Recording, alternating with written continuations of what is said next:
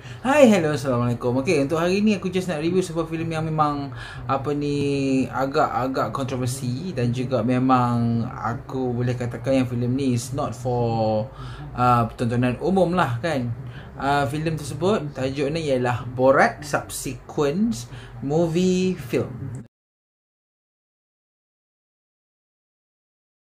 Okay, sebuah sequel kepada filem Borat tahun 2016 yang mana dikeluarkan tanpa diduga. Maksudnya kita sebagai penonton filem ni tak expect yang sebenarnya filem tu akan keluar. Kan, tiba-tiba saja 3 minggu lalu Amazon Prime dah mengeluarkan trailer dan kemudian beberapa hari lepas Borat Subsequent Movie Film ini dah ditayangkan di Amazon Prime. Okay, so Borat ni ialah kesinambungan kepada filem tahun 2016 dengan tajuk, bukan 2016, tahun 2006, dengan tajuk yang sama. Mungkin ramai dah lupa sebab filem tu first kali tahun 2006 dengan 2020 ni memang agak-agak lama lah kan. Mungkin ada di kalangan kita yang orang-orang sekarang ni pun dah tak kenal sampai Borat. Tapi untuk orang yang macam aku, umur-umur aku ni, Borat adalah satu legend lah kan, satu benda yang kita boleh layan setaraf dengan filem-filem berkomedi nakal yang pada masa tu sangat-sangat popular. Aku tak nak sebut lah kan. Okay, so review ni akan bercakap pasal Borat Subsequent Movie Film. Okay, filem ni boleh ditonton secara sah di Amazon Prime. Macam biasa aku akan warning korang yang review aku ni akan ada spoiler lah. So kalau belum tonton, diharap jangan tonton lah video ni, nanti menyesal tahu ending awal ke apa kan. Okay, kita akan mulakan review Borat Subsequent Movie Film sekarang.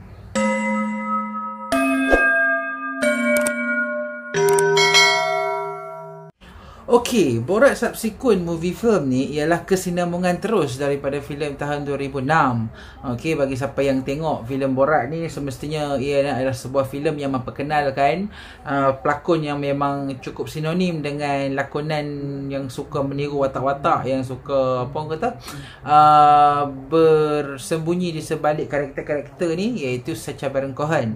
Okey, sebab Borat 2006 ini, kalau kita nak tengok balik pun memang filem dia agak-agak memang untuk dewasa lah kot. Komedi dia memang adult jokes yang memang penuh dengan kata-kata yang memang unedited, uncensored dan juga babak-babak yang unexpected lah.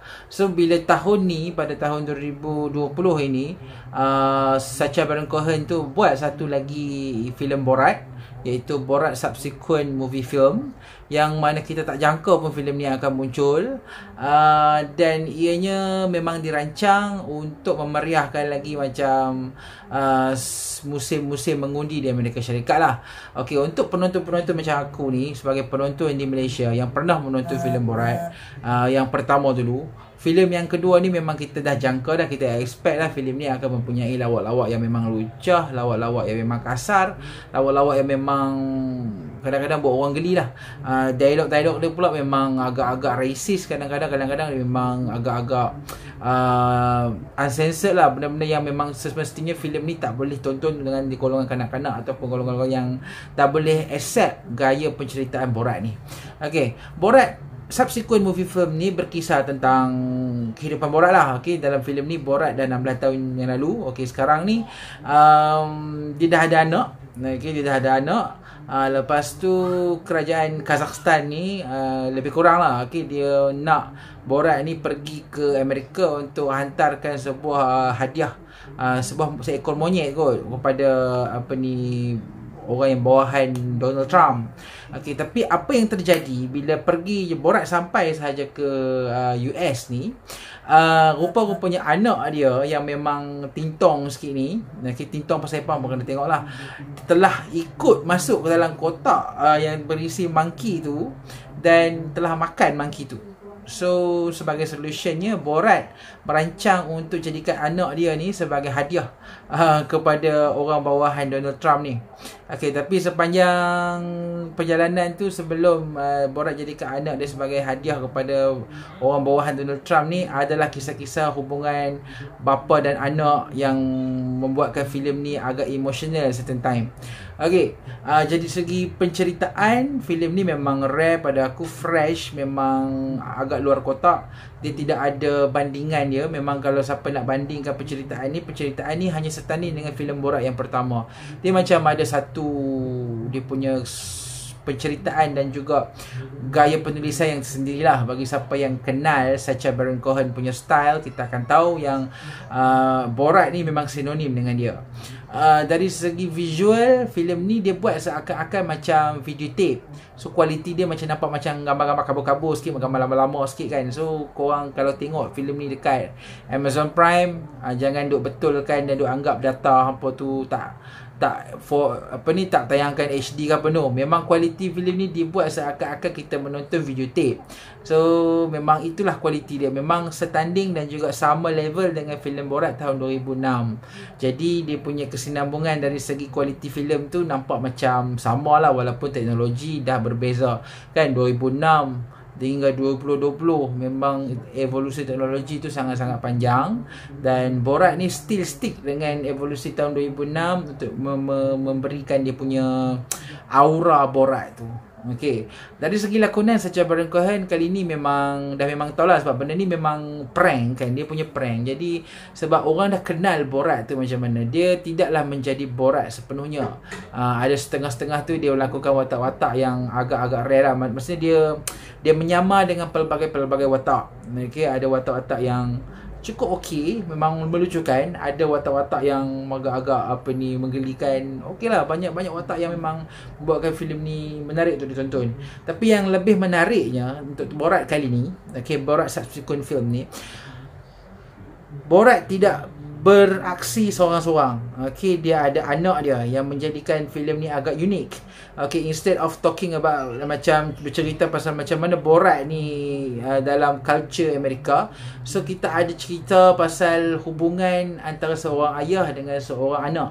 Walaupun hubungan Borat dengan anak dia ni macam agak pelik dan memang janggal, dan kalau kita tengok pun macam kadang-kadang geli kan, tapi still kita boleh rasa emotion dia dan juga benda-benda hubungan kasih sayang tu.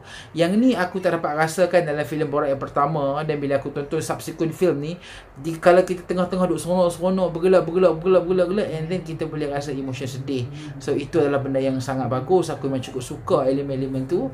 Jadi membuatkan macam Borat subsequent movie film ni bukan sekadar sebuah movie yang memang bercakap kosong ataupun bercanda pasal politik-politik isu di Amerika, tapi pada masa yang sama berkisar pasal hubungan kasih sayang seorang anak dan juga ayah dia. Selain tu dia bercerita juga pasal wanita lah, kuasa wanita, tentang wanita ni yang supposed to be sama level dengan lelaki, macam tu lah. So kuasa wanita, so itu pun benda yang sangat bagus. Borat dulu aku rasa tak ada benda-benda macam ni kan. Yang ni maknanya Sacha Baron Cohen ni seolah-olah tahulah macam kita perlu something fresh, something yang lebih more film, yang lebih orang kata nampak kita boleh reach audience yang lebih wide. Lagipun tahun ni tahun 2020 kan, so mesti Borat tu perlu evolve dengan benda-benda yang kehendak penonton tahun 2020 lah. Dialog filem ni memang unpredicted, memang melucukan, dan juga ending ni tu memang kau twist gila lah. Aku memang tak so creative, memang out of the box, dan juga memang I don't expect ending dia macam tu. Aku tak nak beritahu lah ending dia macam mana, tapi ending ni tu memang agak-agak surprise, dan juga buatkan kita boleh buat benda tu jokes, tapi tak macam melampau lah juga kan. Tapi still aku enjoy ending tu sebagai adult. Dan for the whole film, aku rasa filem ni memang mantap. Dia punya emotion cukup bagus, dan juga Sacha Baron Cohen ni sebenarnya masih relevan sebagai watak Borat. Sebab kalau kita tengok, dia dah berlakon banyak lah animasi Madagascar, dia bagi suara. Lepas tu sejak beberapa bulan yang lepas, dia ada beberapa siri Netflix kan, siri Netflix di pasal spy Israel tu, aku tak ingat. Dan lepas tu sekarang pun dia dah ada filem The Trial Chicago 7 yang aku tak review lagi dan aku tak tonton lagi tu. On the way tonton. Nanti aku akan tonton. Itu pun antara watak-watak yang kita nampak dia serius. So aku tak expect yang sebenarnya dia boleh bawa kembali watak Borat yang mana menaikkan nama dia semula pada masa umur dia dah lebih dewasa daripada ketika dia buat Borat yang pertama. Okay, so aku recommend filem ni untuk tonton. Memang filem ni memang best. Tapi aku nak warning awal-awal lah, Borat subsequent movie film is not for kids. Bukan jokes yang memang semua orang boleh hadam. Kalau aku rasa adult pun, kalau siapa yang tak boleh nak hadam style jokes yang agak kasar, mungkin tak boleh tonton kot filem ni. Dia mungkin untuk siapa yang memang kenal dan tonton filem Borat yang pertama. Kalau dia dah tahu dan boleh dah suka dengan Borat yang pertama, dia boleh go on through layan Borat subsequent movie film ni. Kalau hampa tak boleh nak go on dengan style Borat yang pertama tu, rasanya tak payah tontonlah filem ni. Sebab filem ni the next level. Memang dia punya lawak agak melampau. Kadang-kadang ada yang geli-geli sikit. Memang siapa yang tak tahan geli ni, memang aku rasa memang tak payah ni lah, tak payah tengok lah filem ni kan. Jadi kalau kita nak tengok, get ready. Sebab filem ni is not a komedi yang biasa-biasa. Siapa yang kenal Sacha Baron Cohen memang kita tahu style dia macam mana. Filem ni pada pendapat aku lah, sebagai orang yang menonton filem Borat yang pertama, aku bagi filem ni 4 out of 5. Okay, filem ni ada joke yang sendiri, memang sindiran yang bagus. Dan kalau filem ni nak dibuat di Malaysia, aku rasa memang tak pasal masuk lokap pengarah tu kan. Okay, so itu sahajalah komen aku pasal filem Borat subsequent movie film ni. Lepas ni insyaAllah aku akan tonton beberapa lagi filem. Aku tak tahu filem apa sebab banyak sangat filem dalam list aku ni sekarang ni kan. Apapun, terima kasih kepada yang dah subscribe aku, yang dah sentiasa tonton video aku walaupun aku ni review yang biasa-biasa sajalah. Dan I really hopes that setiap kali hampa tonton video aku ni, dapatlah sikit sebanyak komen dekat bawah tu tentang cara style aku review, dan berikan sedikit cadangan-cadangan supaya aku boleh improve komen-komen ataupun review aku di masa depan. Okay, so itu sahajalah review untuk kali ni. Kita jumpa dalam video-video yang akan datang. Assalamualaikum.